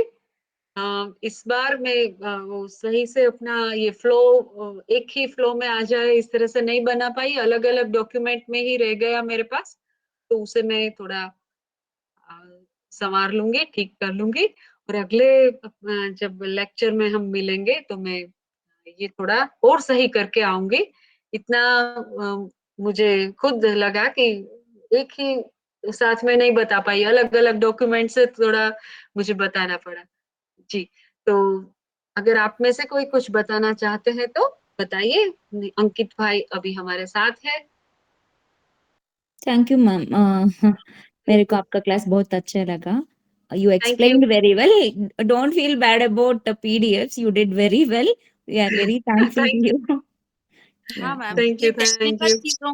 टेक्निकल चीज़ों का उतना महत्व नहीं है। बहुत अच्छे से आपने समझाया, बहुत आभार, धन्यवाद आपका। बस आपने आपने मेरा वो बोझ हल्का कर दिया। मुझे थोड़ा ये लगा कि मुझे एक ही साथ करना है, मैंने इकट्ठा कर लिया है, मगर मैं वो रह गया तो रह गया, कुछ काम चलते रहे तो। चलिए, आप अच्छा लगा शेयर मुझे ये सुन के कि आप आपको शेयर तकलीफ नहीं हुई है। करना चाहती हो हमारे साथ वो पीडीएफ, वो हमको बहुत अच्छा लगा। परंतु आप शेयर करने के बिना भी आप बता सकते हैं कुछ पॉइंट, उसमें कोई दिक्कत नहीं है। Thank you. Thank you ma'am, thank you. Okay, तो इस सत्र को हम यहाँ पूर्ण करते हैं मैम। बहुत ही जी अच्छा, जी, सबको बहुत मजा आया, धन्यवाद। मीनिंगफुल। मुझे भी एक मौका मिला धर्म का और कर्म का